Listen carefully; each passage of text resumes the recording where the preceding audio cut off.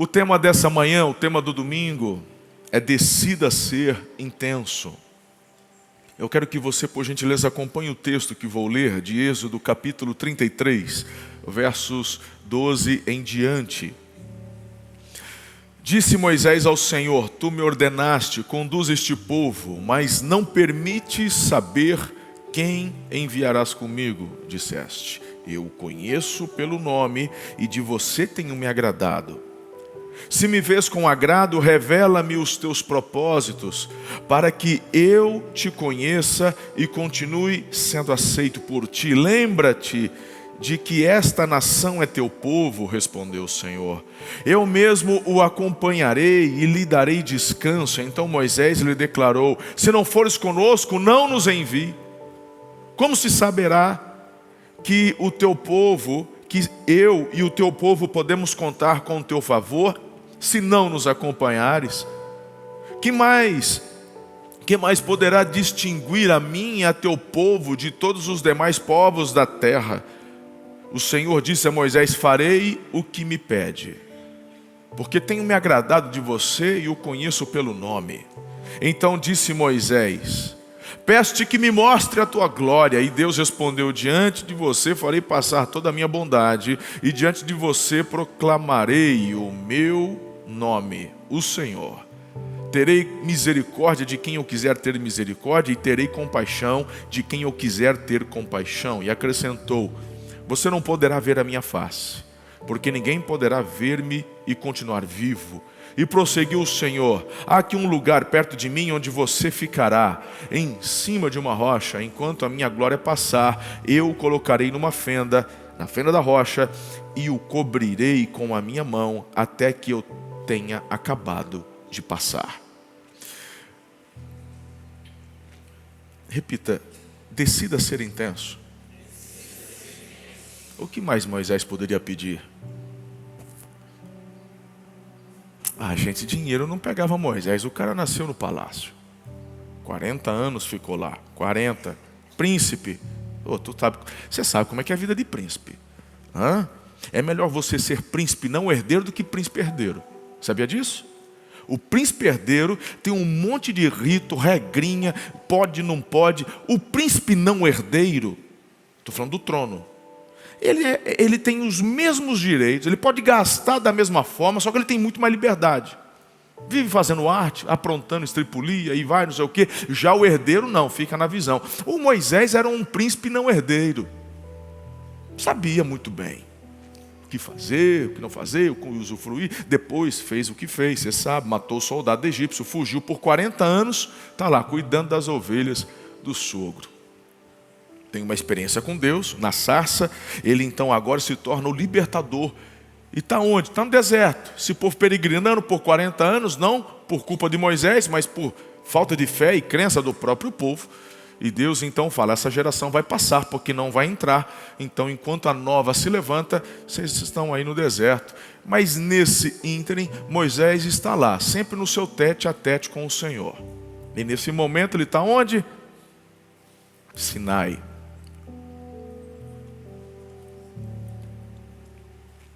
O camarada já lá na sarça começou a ouvir a voz, ver uns negócios. E as pragas, e os sinais que ele teve: mão, lepra, e cura, isso e aquilo, um monte de coisa sobrenatural, e tantos milagres. E Deus fala com ele, chama ele. Fala: você não quer mais nada, né, Moisés? Você está de boa, você já está com os teus 100 e pouco, está casadinho, está com teus filhos aí, tem a promessa de Deus. Quem mais você pode querer, né? Tua irmã, teu irmão estão na pegada aí também, mas Deus fala com eles em sonhos, visões. Mas você, rapaz, tu ouve a voz de Deus, você não quer mais nada, né? E o texto nos mostra que, na verdade, o Moisés se recusa a continuar da mesma maneira. Moisés queria mais. Há uma intensidade na vida dele que você e eu precisamos aprender aqui. Essa palavra pega muito para essa turma da manhã. Pessoal mais experimentado, mais maduro, muitos de vocês já aposentados, já dei minha contribuição. Deixa eu dizer uma coisa, a pior coisa que você pode ficar pensando é isso. Já dei minha contribuição. Oi, você está assinando teu atestado de óbito. Já dei minha contribuição. Que negócio é esse? Você contribuiu? Amém, glória a Deus, mas eu tenho muito mais para dar. Se você já coloca e manda o comando para a tua mente, que o que tinha para fazer já fez, está esperando o quê? O anjo te pegar pela mão e levar? Te arrasta para cima? Meu irmão, eu não quero fazer hora extra não, mas quem sabe a hora é o Senhor. Não quero ir antes não. Só que até lá, irmão, eu tenho o que contribuir. E você que já se aposentou, você contribuiu para a tua aposentadoria, não para aquilo que Deus quer para a tua vida nessa terra. Tem muita gente que ao se aposentar, começa de fato aquilo que ele tem para fazer e contribuir para a glória de Deus. Às vezes você passou uma vida focado no sustento. Agora que você se aposentou e tem tua aposentadoria, você pode se concentrar ainda mais nas coisas do reino, se levantar como uma intercessora, um intercessor poderoso, dedicar-se com relação à evangelização. Quando você perde o propósito, você perde a intensidade e começa a navegar num lugar muito perigoso. Eu sei, a força não é mais a mesma. Talvez, como eu até brinquei no domingo passado, o colágeno, vai derretendo, vai indo embora. Paciência.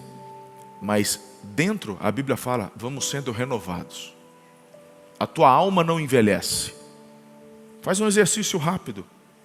Vamos fazer um exercício rápido? Só dá para fazer nessa turma aqui. Tem gente que já está preocupada. Será que ele vai mandar fazer polichinelo? Não, calma. Relaxa, calma, está tudo bem. Só fecha os olhos, confia em mim. Fecha os olhos. Fecha. Agora, lembre-se de algo da sua infância. Alguma coisa. Logo vem à mente algo que te marcou. Espero que seja algo bom.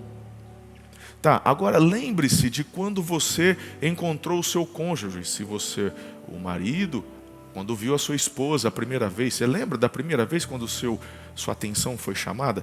Agora lembra quando você começou a conversar. Lembra do dia do seu casamento. Agora lembra do filho, do primeiro filho quando nasceu. Já tá bom, olha para mim. Não teve uma impressão que parece que foram há poucos meses? Sabe por quê? Porque a alma não envelhece. Por isso que nós nos pegamos muitas vezes relembrando e a emoção vem. Estou vendo nos teus olhos a emoção, ela vem. Eu faço isso muitas vezes, é um ótimo exercício. A gente só não deve olhar para o passado para amargurar, mas o Senhor nos dá permissão de olharmos para o passado por um único motivo: celebrar o que Ele fez. Isso é bênção. Isso te abençoa. Então olha para trás, relembre-se dos feitos do Senhor. Parece que foi ontem, mas aí você abre os olhos, o cabelo já está branco, de repente os filhos já se casaram, e etc. E vai, a alma não envelhece. Então eu estou reforçando a minha tese para você parar com essa ideia. Eu já dei a minha contribuição. No que diz respeito a governo é uma coisa, no que diz respeito a uma instituição é uma coisa, mas nós estamos falando do reino de Deus. Do reino de Deus. Eu estou falando de alguém que nunca se torna descartável. Uma das maiores perdas que eu tive no meu ministério foram pessoas de muita idade, intercessoras fiéis. Para não pecar e não errar com relação aos membros dessa igreja, vou citar minhas avós, Elvira e Isabel, que eu sei. Ainda vou acrescentar uma tia, avó, da tia Joana, intercessora, daquelas que todos os dias, certeza, o joelho dobrado, orando, intercedendo, colocando a minha vida, meu ministério. Você quer... Meu irmão, prefiro 1000 vezes uma intercessora dessa que eu tenho certeza que está ali no jejum, na oração, do que 100 jovens cheios de força para fazer evangelismo. Porque eu creio no poder da oração. Eu sei o que me trouxe aqui. Não foi meu conhecimento, minha expertise. As minhas habilidades nas mãos do Senhor se transformaram em atitudes, bênçãos e direcionamentos. Mas nas mãos do Senhor. Então vamos parar com isso. Hoje eu vim trazer uma palavra para você voltar a ser intenso. Não deixar apenas o fluxo da vida te levar, mas você ir na direção do propósito que Deus tem. Quando eu olho para Moisés, eu fico pensando o que mais um homem desse poderia pedir no que diz respeito a experiências com Deus. Talvez alguns de vocês tiveram tantas experiências, tantos milagres, no face a face ou em qualquer outra época ou fase da vida, e ficam recordando com saudosismo daquela época. Mas o que eu quero dizer é que tem coisas novas hoje para você. E o Moisés ousou ser intenso e fazer um pedido fora da curva. Fora da curva. O Salomão, num sonho, pediu sabedoria. Mas o Moisés, ele simplesmente ousa. Falou, eu quero ver tua glória, quero ver tua face, eu quero mais.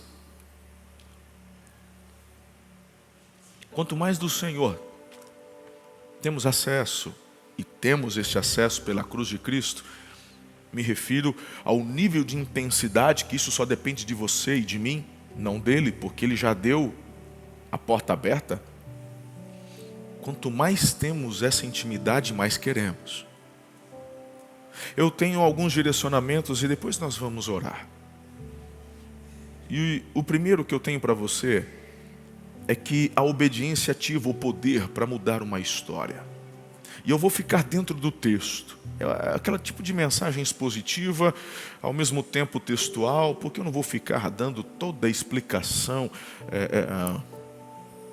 do contexto do hebraico.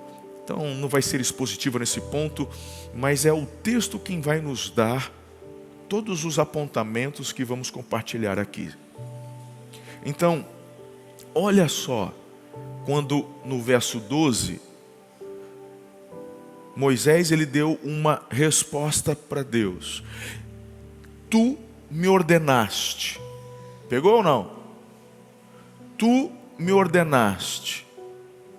A base dessa nossa experiência, do nosso relacionamento, do nosso pedido, precisa estar sempre fundamentada na palavra dele. Tu me ordenaste. Eu não vejo problema nenhum em você pedir ajuda de Deus nas tuas coisas.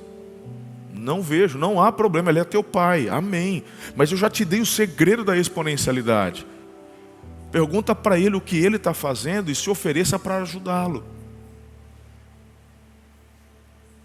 Querido, não dá para dividir a tua vida na igreja com a tua vida lá fora. Isso aqui é paganismo, é grego. Deus aqui, não, lá fora é o meu trabalho, são duas coisas diferentes. Então você não entendeu nada, você tem que voltar, sabe, para as lições básicas da palavra de Deus. A nossa vida como um todo. Pastor Fausto trouxe uma palavra muito pontual. Jesus não está dizendo que aquela mulher, só ela agradou a Deus porque ela deu tudo e os outros não agradaram porque não deram tudo. Não é essa a lição. A lição é que para aquela mulher, dinheiro não pegava ela. É incrível. A pergunta que foi feita para aquele empresário do testemunho do pastor Fausto é interessante. Ah, lá atrás você deu tudo, e agora que você tem bastante, tem coragem? Então a gente começa a entender o porquê temos o dispositivo do dízimo, o porquê temos o dispositivo da oferta. É para nós, é por conta do nosso coração, para que o nosso coração não se apoie nisso, mas continue confiando no Senhor. Se não fosse esse dispositivo, nos afastaríamos dele. Tem gente que não tem nada e confia tudo, porque não tem nada que perder. E tem gente que ganhou muito, cresceu e foi com a mão do Senhor e tem medo de perder. Fala, mas o mesmo que te deu, é o mesmo que te guarda, é o mesmo que te blinda. A questão é justamente você decidir ser intenso no teu relacionamento com Ele, nessa intencionalidade profunda de amor com Ele, de desejar mais dele e não do que Ele pode te dar apenas aqui na terra. Quando você é intenso no teu relacionamento daquilo que Ele é, o que Ele pode te dar corre atrás de você. Eu tenho ensinado isso. É muito mais leve. Muito mais. Você vai se concentrar naquilo que precisa ser feito. Então vamos pensar aqui, você que é empresário, você que é líder, você que tem tantas coisas, concentre-se no teu relacionamento com Deus. Se Ele é contigo em todo momento, então durante a semana no seu trabalho, nessa intensidade, Ele vai te trazer criatividade, sabedoria, portas abertas. Falamos sobre isso no Semeando. E são todas áreas onde Ele te prepara, inclusive na tua capacitação, para avançar onde Ele te colocou. Porque há uma razão de você trabalhar onde trabalha, há uma razão de você ter aberto essa empresa. E Deus quer que outras pessoas sejam abençoadas por intermédio daquilo que você faz. Você está achando que evangelismo é só pegar a Bíblia no meio da praça e ficar pregando? Olha a forma evangelística de Jesus, como era criativa. Ele não agiu da mesma forma todas as vezes. Em cada região, em cada hora ele usava um método diferente. Ele era criativo, ele interagia com a cultura local. Ele pontuava algo importante, queria impactar todas as demais pessoas. E é interessante que ele falou assim, não fala para ninguém. Era falar para não falar e o povo sair falando. E a fama dele aumentava.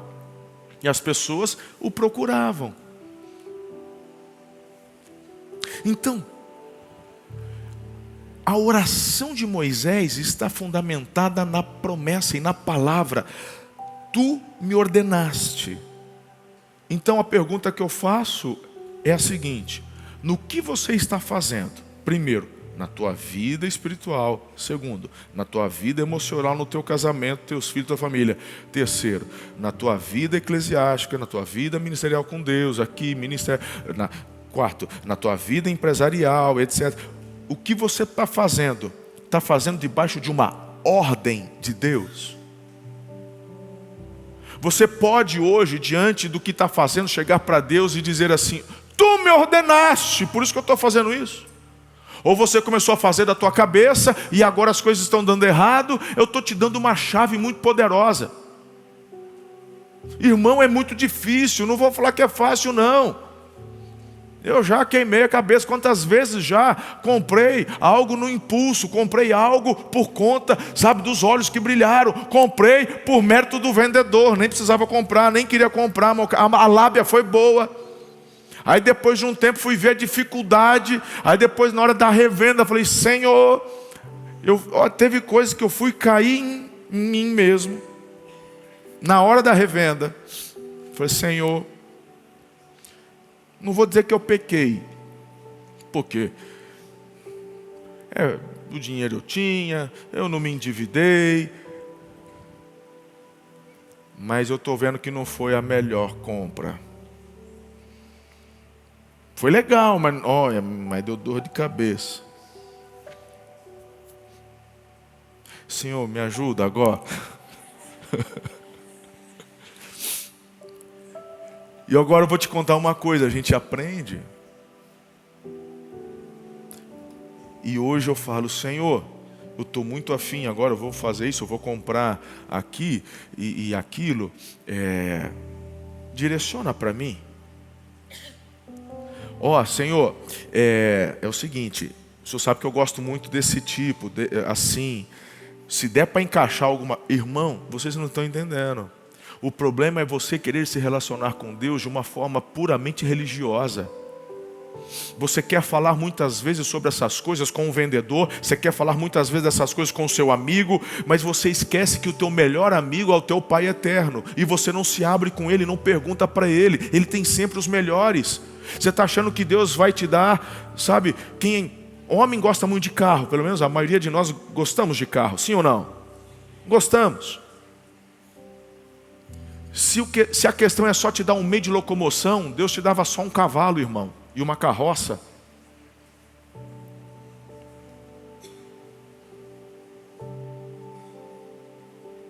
Você acha que Ele não tem prazer em ver você avançando, crescendo? Eu falo para Ele: Tem gente que não gosta, tem gente que só quer um meio de transporte, show de bola. Mas tem outras coisas que você quer. Talvez você não mora por um rancho, talvez é a casa, talvez, eu não sei, é o que tem dentro da casa. Cada um tem algo que os olhinhos brilham. O problema é quando você tem um relacionamento tão fininho com teu pai, que não tem prazer de ser intenso com ele nessas coisas. Então, quando eu apresento esses detalhes, eu aprendi que o meu primeiro amigo com quem eu tenho que compartilhar sonhos, desejos, é ele. E ele me ajuda a ver, a filtrar o que de fato está aqui dentro. Qual que é a motivação do porquê eu quero? Veja como que essa intensidade te molda em todas as áreas da sua vida. Então, quando você pergunta, o senhor me ajuda no melhor negócio? Talvez, querido, você vai se surpreender. Talvez não, ouso dizer, certamente vai. Eu tenho me surpreendido.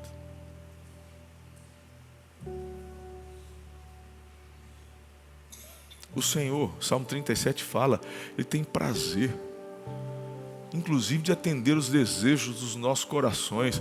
Qual é o pai que não tem alegria em abençoar um filho? Ele diz, quanto mais o Senhor não te dará o Espírito Santo, ou a unção do Espírito a quem pedir. Quanto mais, se nós sendo mal sabemos dar boas dádivas, por que eu não vivo isso, bispo? Porque você não é intenso na tua intimidade com Ele. Eu não estou falando de intensidade, porque tem gente que é intenso no louvor, mas não tem intensidade relacional com Deus. Vive um teatro. Seja no púlpito pregando, seja no púlpito cantando ou tocando, seja na cadeira adorando. Por isso que eu não julgo se você grita, pula, salta, ou se você fica quietinho com o braço cruzado. Porque aí no teu coraçãozinho é você e Deus. A intensidade não se mede pelo exterior, mas pelo que você carrega. Muito provavelmente esse diálogo de Moisés com Deus não era audível, era no espírito. Mas há momentos onde o Senhor, o nosso Senhor, Jesus, quando homem, a Bíblia fala que todos os dias ele orava em alta voz, clamor e lágrimas. Então também para você que é mais quietinho, ficar julgando o outro que na hora da oração chora, grita, se joga no chão, e para de você julgar. A gente não está julgando você, que é todo friozão aí, quietinho, amuado, e você também não fica julgando o outro. Isso é família. Então você tem Jesus que gritava na oração, fica criticando os outros que grita, porque tal, grita. Por que você não fala mal de Jesus então? Está lá em Hebreus. Para não falar o meu chat GPT sem cabelo, conhecido como pastor Diego, Hebreus 4:7. E Jesus todos os dias elevava as suas orações. Projeta, por favor. Eu estou sentindo que alguém está precisando pegar essa daqui.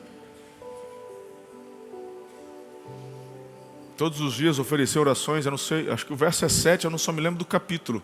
4:7, 4:27, 5:7, eu sabia que tinha um 7. Projeta, por favor, Hebreus capítulo 5, verso 7. Pessoal da mídia, olha lá. Durante seus dias de vida na terra, Jesus ofereceu orações e súplicas em alta voz e com aquele que o podia salvar da morte, sendo ouvido por causa da sua reverente submissão. Jesus, depois de um dia intenso de ministério, quando ele chegava no acampamento deles e etc., ele se afastava. Ele passava um dia na presença, um dia curando, um dia libertando, um dia aconselhando. Mas depois, quando o pessoal estava lá fazendo refeição, ele ainda se afastava. E para mim, tenho comigo que estes momentos eram esses. Por que sabemos? Primeiro porque o Espírito revelou ao autor de Hebreus, na minha opinião foi Paulo, mas não podemos afirmar categoricamente, mas muito provavelmente Paulo foi o autor da carta aos Hebreus. Alguém viu, alguém de longe via ele gritando, chorando. O que está acontecendo? Tem algum problema? Chegava perto, não, ele só está orando. E o texto falava que foram todos os E eu te pergunto, qual foi a tua última vez deste tempo de intensidade com Deus? Face a face? Uma vigília? Eu não estou apontando o dedo para você. Eu estou falando do que eu e você deveríamos estar buscando todos os dias e vivendo. A gente anda para o nosso futuro na velocidade da nossa obediência. Eu queria que essa frase fizesse parte da tua vida agora. Senhor, Tu ordenaste, por isso estou fazendo. Há muito poder nisso. Segundo, o argumento que move o coração de Deus baseia-se nele, não em nós. Tem gente que ainda não entendeu isso, eu vou explicar melhor um pouco. Mas o verso 13, eu conheço pelo nome, e de você tenho me agradado. Se me vês com agrado, revela-me os teus propósitos, para que eu te conheça e continue sendo aceito por ti. Lembra-te de que esta nação é o teu povo. A argumentação do pedido de Moisés não está nele. A argumentação do pedido de Moisés está no Senhor. Mas você só conhece essa profundidade se é intenso na intimidade relacional. Então, na hora que você vai para o dia a dia, vai para o cotidiano e apresenta a dele as demais coisas, a tua argumentação não é só o que você quer, o que você acha, ou me ajuda aqui, mas é pautada nele. Quem está comigo? Terceiro, o alvo da oração deve ser o propósito e o conhecimento de Deus.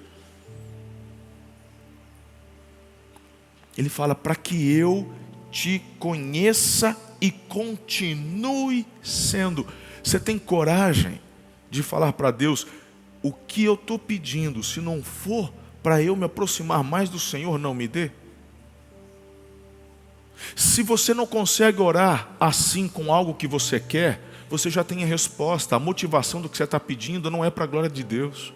E nem é só para um aprazimento seu ou da sua família. Tem a ver com teu orgulho e vai ser motivo de queda.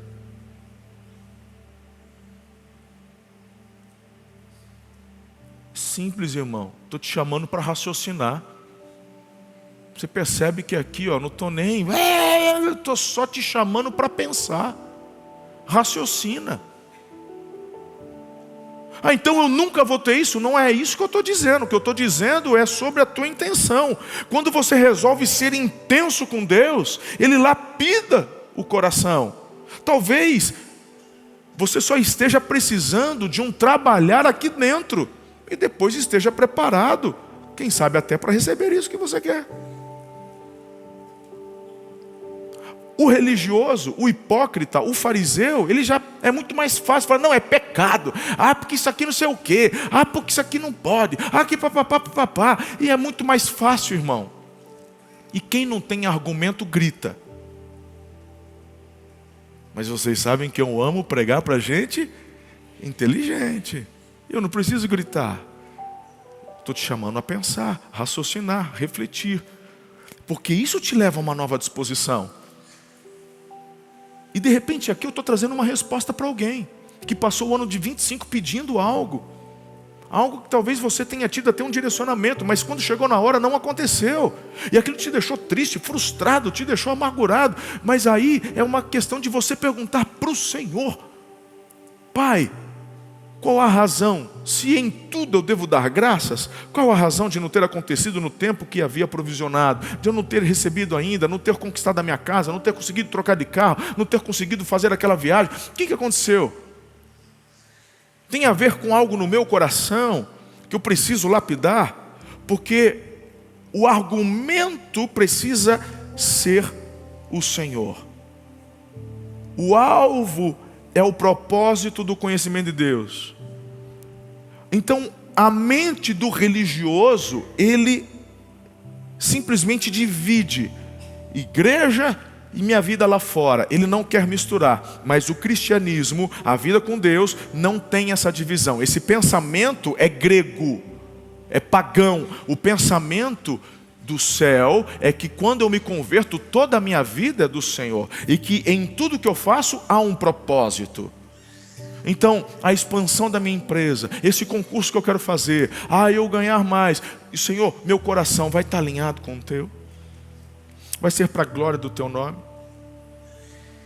Eu nunca imaginei conhecer os lugares que eu conheci, viajar para os lugares que eu viajei, ter o que tenho. Nunca imaginei, porque nunca foi motivação minha correr atrás disso. Meu chamado veio muito cedo, eu tinha 17, 18 anos quando veio um chamado. Até os 17 anos eu alimentava aquilo que todo jovem alimenta. Ganhar dinheiro, não sei o quê. Eu tinha meus sonhos, meus projetos profissionais. Eu nunca quis ser pastor, nunca quis ser missionário, nunca quis. Num momento, aos 17, 18 anos, quando eu tive um encontro com Jesus, foi quando eu coloquei tudo isso no altar de Deus.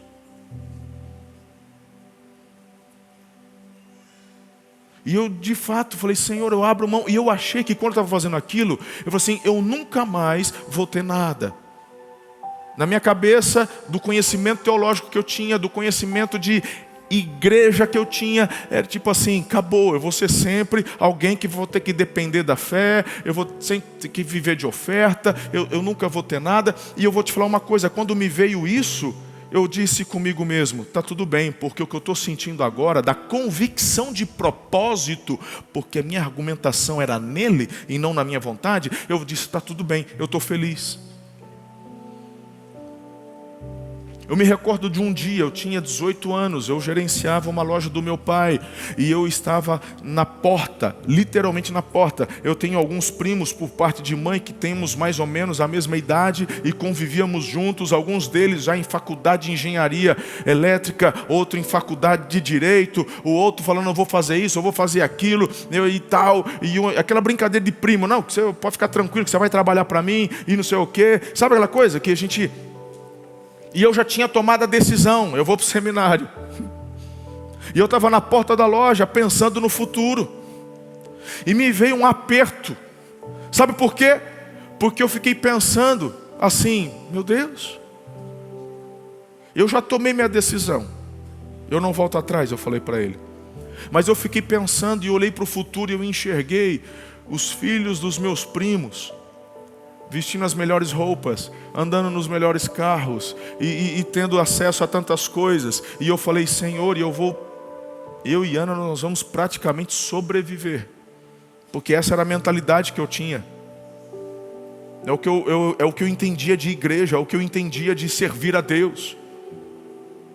E eu repito, eu estava bem com aquilo, mas quando eu pensei em filhos, eu falei, eu não quero que os meus filhos percam este propósito, que é o que eu estou ensinando, essa terceira chave. Porque eles vão olhar para os primos deles, e vão querer ter o que eles têm, e eu não vou poder dar. E aquilo estava me incomodando, e eu coloquei para Deus, eu sozinho na porta da loja, sentado, olhando para cima assim, falando, Deus. E nessa hora Deus falou assim, de você cuido eu. Eu não era batizado no Espírito Santo, era de uma igreja mega tradicional, todo mundo da minha igreja falava mal de assembleiano, porque falava que as manifestações de Espírito era manifestação de demônio. Esse era o nível que eu conhecia de vida no Espírito. Mas quantos anos depois? Eu tinha 18 anos. E eu estou falando como se fosse ontem. Deus falou comigo, de você cuido eu. Aquilo me bastou. Eu nunca mais fiz uma pergunta sobre o assunto para Deus depois.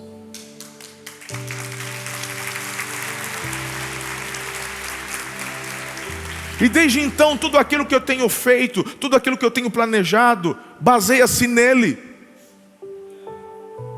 Chegamos onde chegamos, estamos aqui hoje com milhares de pessoas, estamos hoje aqui com quase 20 e tantas, estamos caminhando para 25 igrejas. Por quê? Porque a argumentação é essa que eu estou te ensinando, é nele.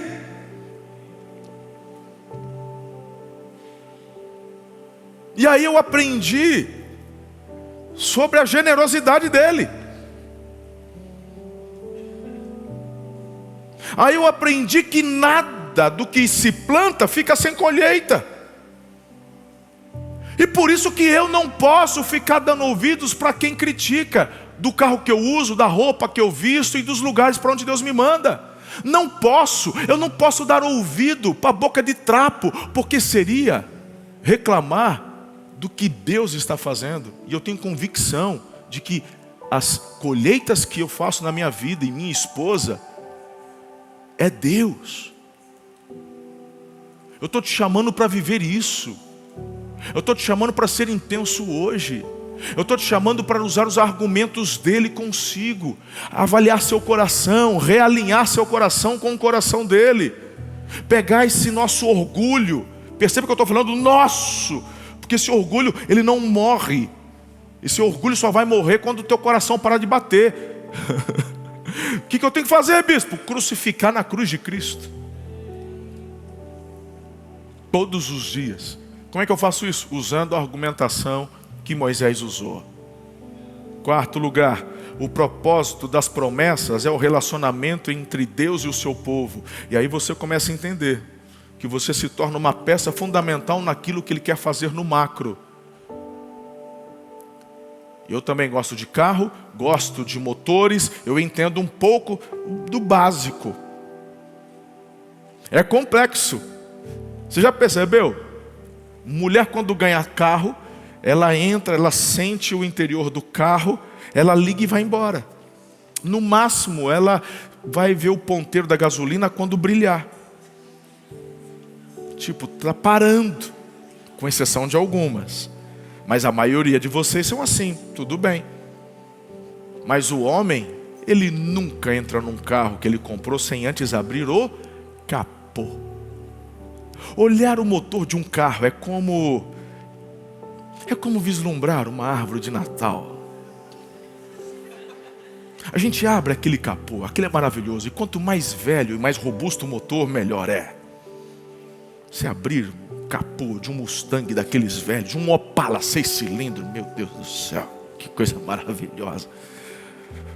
E quando o carro é mais antigo, a gente não aguenta, a gente fala, liga lá, e você com a cabeça no capô, glá, glá, glá, glá, glá, glá, glá, glá, glá, meu Deus. Maravilhoso. Quem conhece um pouquinho de motor sabe. Se você tira às vezes um motor, um V8, enorme, ocupa toda a parte, mas às vezes uma pecinha se quebra, todo aquele motor não funciona ou não funciona na plenitude que poderia funcionar. Se um motor tem 8 cilindros, ele vai ter 8 velas para queimar a gasolina que vai ser injetada. Sim ou não? Às vezes o motor ele está funcionando de 8, funciona com 7, funciona com 6. O motor funciona até com 1 cilindro. Só que aquele motor que poderia ter 300, 400 cavalos de força, se aquela vela está suja, está quebrada, rachou, ele dos 400 cavalos vai funcionar 10 cavalos, 20 cavalos. Ele até te leva do ponto A para o ponto B. Você já pegou. Eu e você não somos o motor. O motor é a igreja. O motor é o corpo. Ele é o engenheiro. Mas a igreja é esse motorzão. Você e eu. Ou somos uma correia, ou somos uma pecinha, ou somos uma vela. E às vezes a gente acredita no diabo. Eu já dei minha contribuição, não preciso mais. A igreja funciona bem sem mim. A igreja está indo do ponto A para o ponto B. Só que se você estivesse na pegada conosco, se você estivesse nessa intensidade com Deus, a gente já teria chegado e já estávamos numa outra viagem. Essa é a razão porque muitas mudanças no Brasil estão demorando para acontecer. Não estou dizendo que não vai, porque vai. Só que demora por nossa causa, não porque Deus não quer fazer. Limpa a tua vela, às vezes não precisa nem trocar, só tira a vela, limpa, que, muito tempo de uso, carbonizou, aí não está passando corrente certinha, ou rachou ali a cerâmica, e aí vaza a energia, e não dá toda a explosão que precisa para o motor. Então, igreja é esse lugar, onde a gente realinha as peças, limpa, para que depois nessa unidade funcionamos todos na plenitude para o que fomos chamados. Esse é o tipo de ilustração que as irmãs estão assim. Ele falou árvore de Natal, aquela hora. E os irmãos estão assim, chorando já. Desde a hora que eu falei do motorzão do V8, o irmão está emocionado. E a irmã ainda está pensando onde ele quer chegar. Mas é assim, às vezes tem ilustração que funciona para uma parte, para os outros não. Eu não sei qual parte do motor você é, mas eu sei que sem você não vai rolar. Há um propósito. E tem a ver com o plano maior de Deus. Eu concluo nessa manhã, trazendo para você um quinto direcionamento. O efeito da intimidade com Deus é a revelação da glória dele. Diante de você, disse Deus a Moisés, farei passar toda a minha bondade. Diante de você, proclamarei o meu nome. Meu Deus. Você pode repetir comigo essa frase? O efeito da intimidade é a revelação da glória. A mensagem está falando sobre isso. Seja intenso na tua intimidade com Deus. Mas não de uma forma religiosa, de uma forma leve. Leve. Converse com Ele em todo o tempo. Seja intencional. Pergunte para Ele, que roupa que eu uso hoje? Converse com Ele, converse com Deus.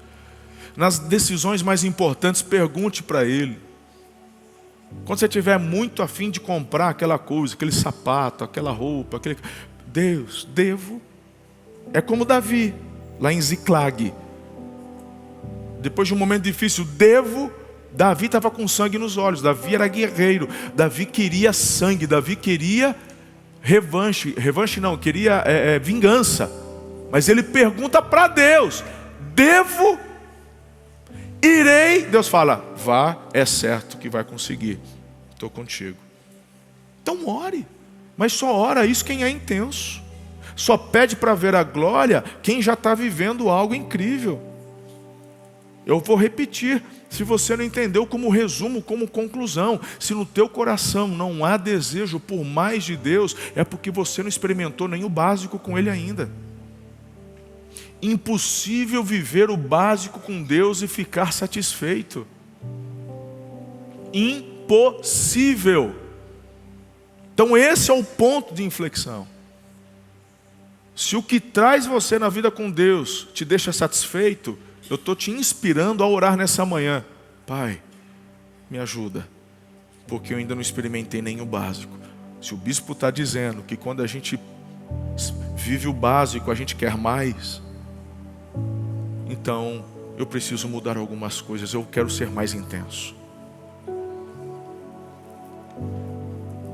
Você já entendeu que eu não estou falando do seu tempo dentro da igreja. Eu não estou falando de ativismo. Eu estou falando de relacionamento. Deixa esse relacionamento reverberar na sua casa, reverberar no seu trabalho, no seu lazer, em suas viagens. Seja intenso. Seja intenso. É uma boa palavra para encerrarmos 2025. Olhamos para trás com gratidão. E olhamos para o futuro com grandes expectativas. Essa é uma palavra excelente que antecede o ano do romper. Quer romper? Seja intenso com Ele. Coloque-se em pé.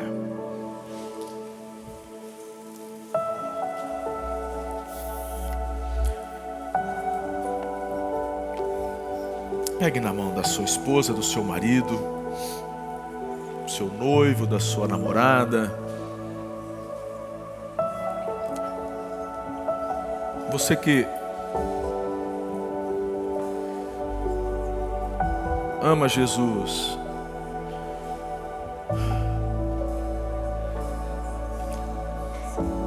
relembre todos os dias que Ele é a tua melhor porção. Ele é a tua melhor porção. Ele. O Senhor é aquele que nos satisfaz. Seja satisfeito nele. E então as demais coisas vos serão acrescentadas. Mas não tente barganhar com Ele.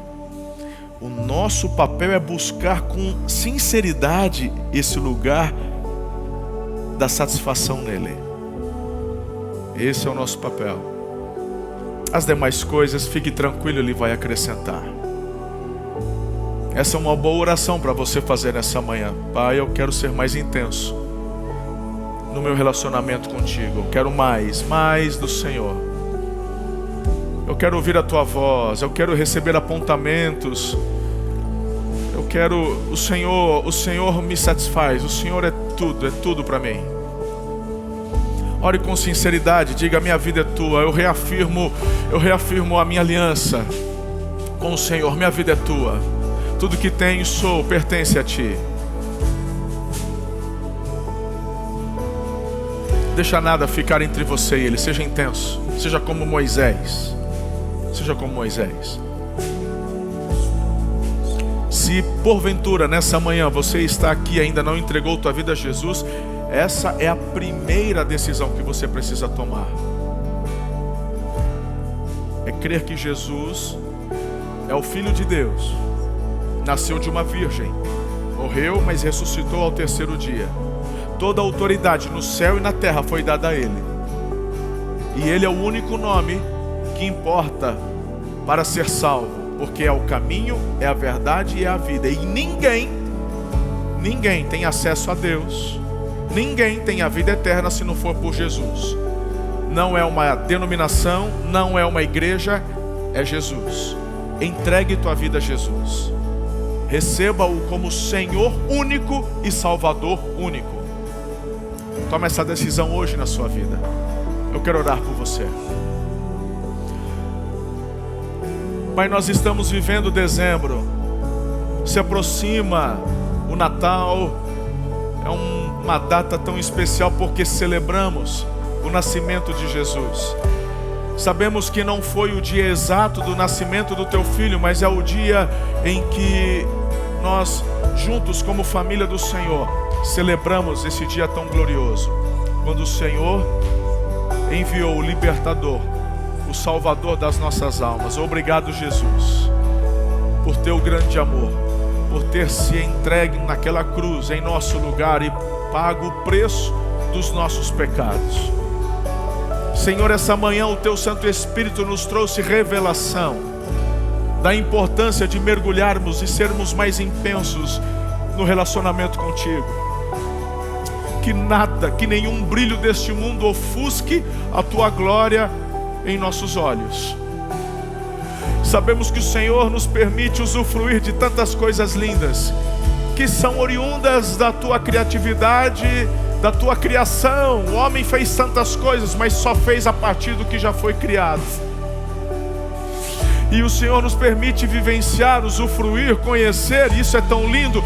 Mas eu repito, Senhor, que nada dessas coisas, casa, carros, viagens, dinheiro, empresa, fama, poder, que nada dessas coisas ofusque o brilho da tua glória em nós. Queremos, como Moisés, naquela fenda, sentir o vislumbre da tua glória passando, a tua bondade nos visitando.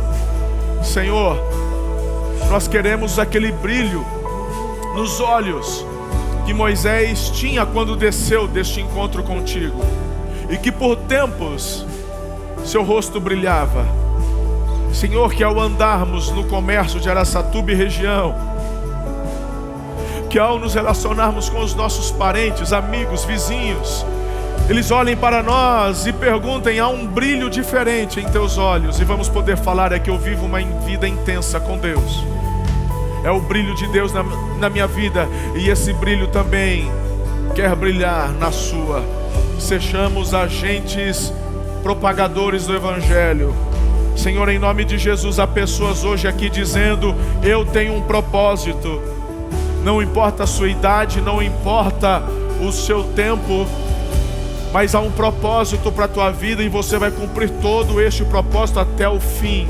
E eu quero chamar todos os propósitos de Deus e as promessas de Deus sobre a tua vida para que se cumpram no detalhe da vírgula. Aquele que começou a boa obra em vós há de completá-la até o dia de Cristo. Eu assim oro, declaro e profetizo sobre a tua vida e sobre a tua casa, que o Senhor te visite nessa manhã com unção de cura, que o Senhor te dê livramentos, que o Senhor te abençoe e te guarde, sobre ti levante o rosto, tenha misericórdia da sua vida e te dê a paz. Que o amor dele, a graça do Filho e as ricas consolações do Espírito vos sejam multiplicados hoje e para todos sempre. Aleluia, amém. Um beijo no coração, eu amo vocês, fiquem na paz do Senhor.